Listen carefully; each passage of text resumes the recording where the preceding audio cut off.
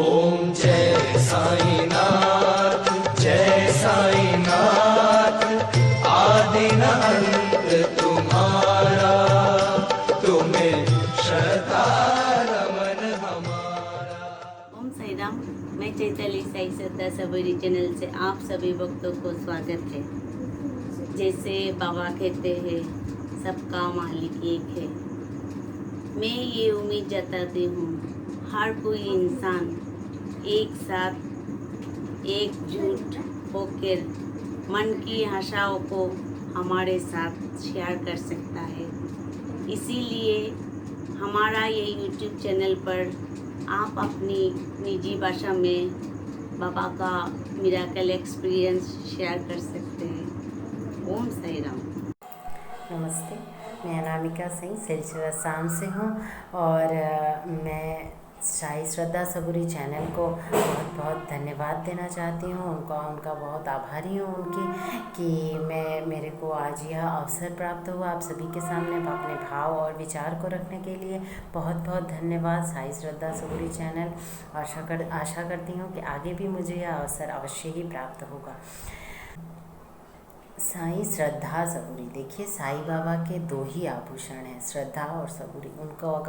उनसे अगर आपको कुछ चाहिए या फिर आप उनके लिए उनकी पूजा अर्चना करना चाहते हैं तो अपने मन में श्रद्धा और विश्वास रखिए। और उनका चित्र भी अगर आपके पास ना हो, बस मन में एक चित्र बना लीजिए उनका, श्रद्धा और विश्वास से उनकी पूजा याचना कीजिए।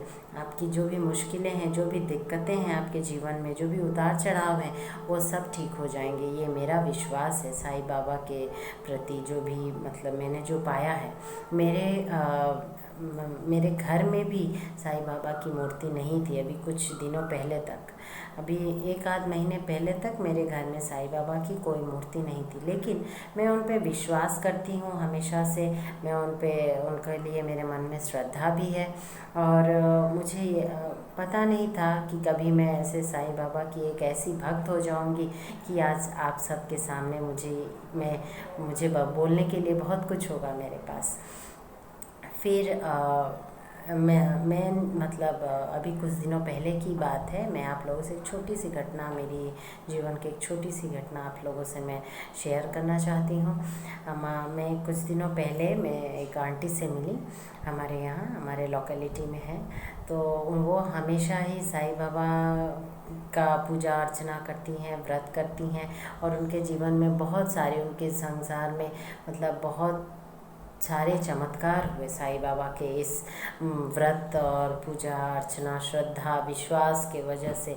वो शिरडी भी बहुत बार जा चुकी हैं और वहाँ के भी बहुत सारी बातें वो मुझे हमेशा ही बताती हैं। मुझे भी सुन के बहुत अच्छा लगता है कि साईं बाबा के बारे में ये सब सुन के ऐसा लगता है कि हाँ, सच्ची में अगर मैं भी उनकी श्रद्धा और विश्वास से पूजा करूँ तो शायद मेरी भी जो भी मुश्किलें हैं वो हल हो जाएंगी। ये मैं हमेशा से सोचती थी लेकिन कभी किया नहीं। लेकिन एक समय ऐसा आया कि मुझे ऐसा लग रहा था कि मेरे को टीचिंग जॉब की बहुत ज़रूरत थी, क्योंकि एक औरत के लिए घर संसार सब संभालने के बाद खुद के लिए कुछ करना, वो टीचिंग जॉब भी एक ऐसा है जब हम लोग हर तरफ अपना टाइम सेटल कर सकते हैं। तो बाकी जॉब में वो पॉसिबल नहीं हो पाता है, थोड़ा प्रॉब्लम होता है। इसीलिए मैं हमेशा से टीचिंग के लिए ट्राई कर रही थी। लेकिन कहीं ना मैं इंटरव्यू भी क्लियर हो जाता था, सिलेक्शन भी हो जाता था, लेकिन कहीं ना कहीं मेरा कुछ एक प्रॉब्लम होता था। या तो मेरे जगह पे कोई आ जाता था एक्सपीरियंस टीचर। हाँ, मेरे पास एक्सपीरियंस नहीं था, इसका मैं एक चीज़ मेरा नहीं था, तो मैंने कभी ट्राई नहीं किया टीचिंग जॉब, इसीलिए मेरे पास कोई एक्सपीरियंस ही नहीं था। तो वैसा ही कुछ होता था। तो इस बार मैं बहुत ही दुखी थी कि क्या हुआ, मुझे क्या टीचिंग जॉब और नहीं मिल पाएगा। मैंने सारी जो भी डिग्रियां चाहिए, जो क्वालिफ़िकेशन ज़रूरत है, वो सब मैंने मैंने किया, सब कुछ किया। करने के बाद भी ऐसा लग रहा था कि कहीं ना कहीं मेरा जॉब रुक रहा है। तो ऐसे में एक दिन मेरी सहेली के यहाँ मेरी सहेली ने भी व्रत की शुरुआत की।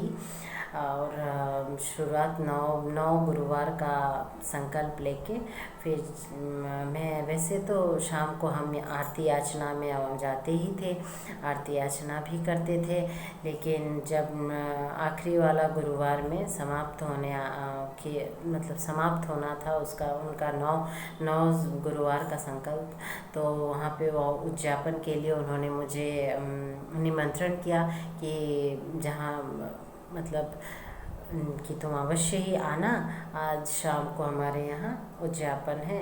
और मैंने बोला ठीक है मैं आऊँगी। तो फिर मैं वहाँ गई।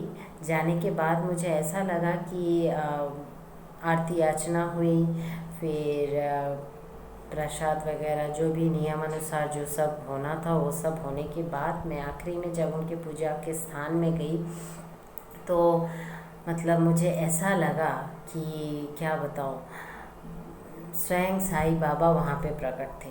मतलब सब कुछ पीले रंग के सब पीला, मतलब छोटे से साईं बाबा की मूर्ति, उनके आँखों में वो भाव, वो नम्रता, वो विनम्रता वाला भाव साईं बाबा की आँखों में, फिर उनके पीले वस्त्र, पीला फूल फल आदि सब मिठाइयाँ, मुझे देख के बहुत ही मेरे अंदर श्रद्धा का भाव आया।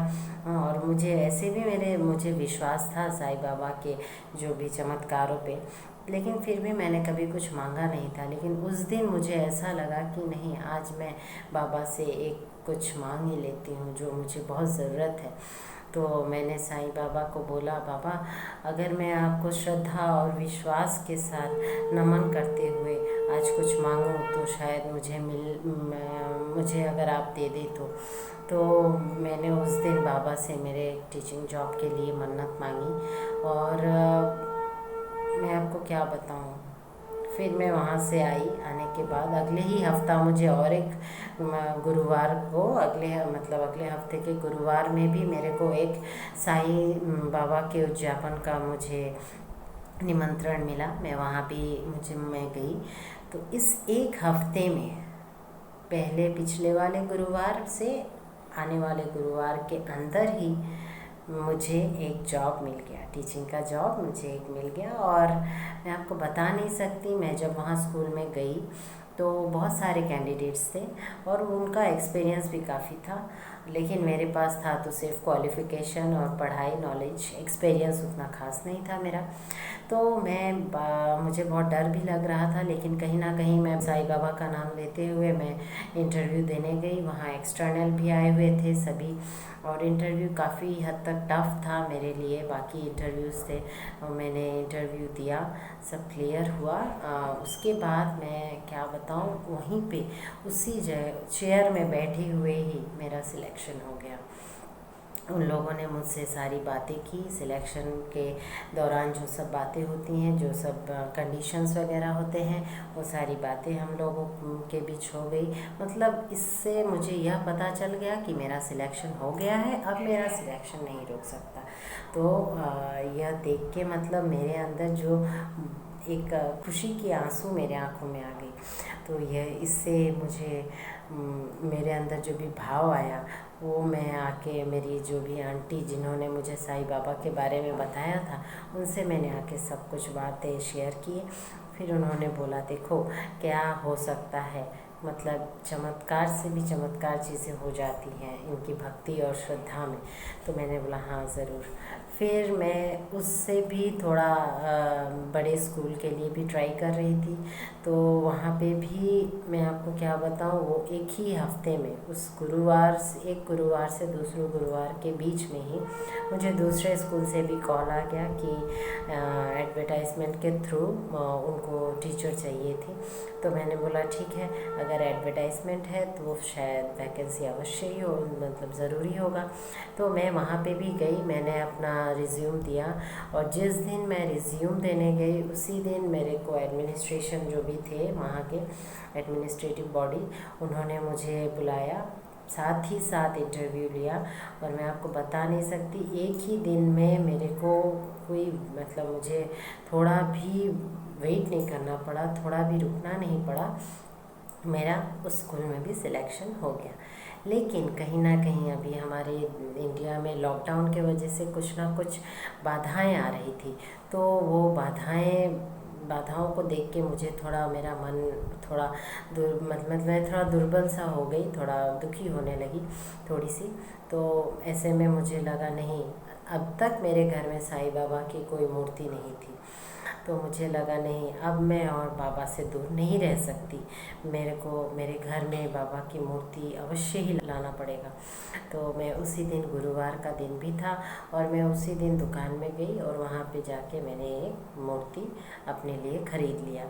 तो मुझे ऐसा पता था कि साईं बाबा को पीले वस्त्र में अच्छा, मतलब साईं बाबा के लिए पीला वस्त्र ही उनका सबसे ही मतलब वो पसंदीदा है, ऐसा लगता था मुझे, अच्छा भी लगता है उनको। तो मैं पीले वस्त्र वाले एक मूर्ति को मैं खरीद के लेके घर आई।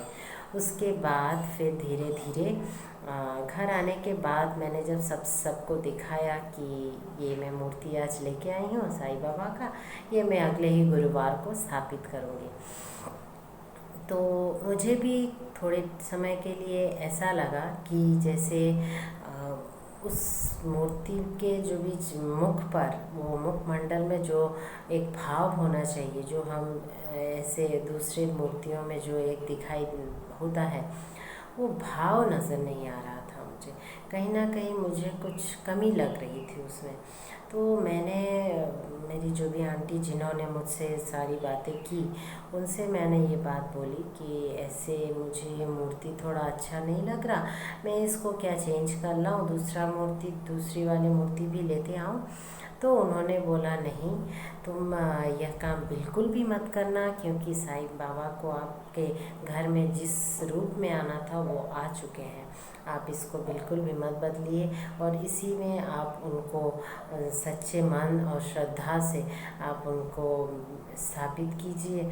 मेरा यह विश्वास है कि तुम यही मूर्ति अच्छा लगने लगेगा, तुम्हारी आँखों में, तुम्हारे नज़रिए में यही मूर्ति तुम्हें अच्छा लगने लगेगा। तो ये सुनने के बाद मुझे भी लगा चलो ठीक है, कोई बात नहीं, मैं इनको ही अपने यहाँ अपने घर में स्थापित करूँगी। फिर मैं आपको बता नहीं सकती, जब अगले गुरुवार को मैंने उनको स्थापित किया, उनका अभिषेक किया, तो और उनको पीले वस्त्र पहनाए, सब कुछ विधिवत जैसे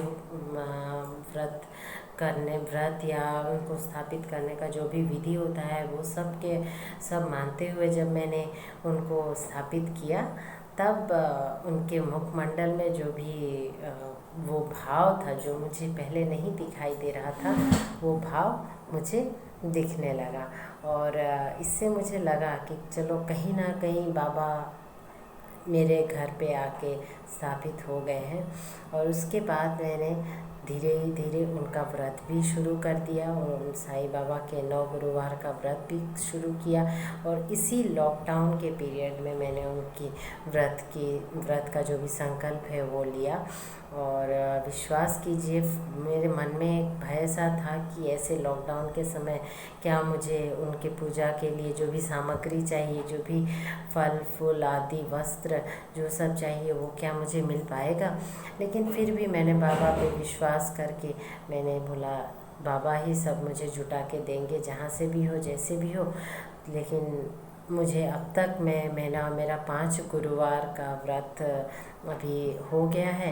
अब तक मेरे को कुछ भी कभी मतलब किसी भी गुरुवार को ऐसा नहीं हुआ कि मुझे ये नहीं मिला या फिर मेरी उस चीज़ की कमी है। मुझे हर एक चीज़, हर एक सामग्री मुझे प्राप्त हुई, और कहीं ना कहीं से किसी ना किसी भी तरह मुझे मिल ही जाती थी। मैं शायद पूजा के लिए, व्रत के दिन में पूजा के लिए स्नान वगैरह करके आने के बाद भी अगर फल या कुछ किसी चीज़ की कमी होती है, तो भी कोई फल वाला या फिर कोई आके मुझे वो किसी भी तरह अगले ही क्षण हो या पहले हो मिल ही जाते थे। गुरुवार तक मेरा सब कुछ सामग्री भी आ जाती थी। और मुझे इस चीज़ का मैं सोच ही नहीं सकती कि इस लॉकडाउन के पीरियड में मैंने कैसे अपना व्रत को पूरी तरीके से मैंने मैं चला पा रही हूँ। आशा करती हूँ कि मतलब ये सब कुछ नहीं, सिर्फ़ और सिर्फ बाबा का ही, बाबा का जो भी चमत्कार है, मैं इसको बाबा का ही चमत्कार मानती हूँ। नहीं तो यह संभव ही नहीं था। ठीक है, और इसी के साथ ये छोटा सा मैंने एक घटना मेरे जीवन का मैंने आप सभी लोगों के साथ शेयर किया। आशा करती हूँ कि आप सभी लोगों को ये अच्छा सुन के अच्छा लगे। और मैं एक बार फिर साई श्रद्धा सबूरी चैनल को बहुत बहुत धन्यवाद देना चाहती हूँ और बहुत बहुत आभारी हूँ कि आप लोगों की वजह से आज मुझे यह सुनहरा अवसर प्राप्त हुआ कि मैं अपने भाव और विचार को सबके सामने रख सकी। धन्यवाद।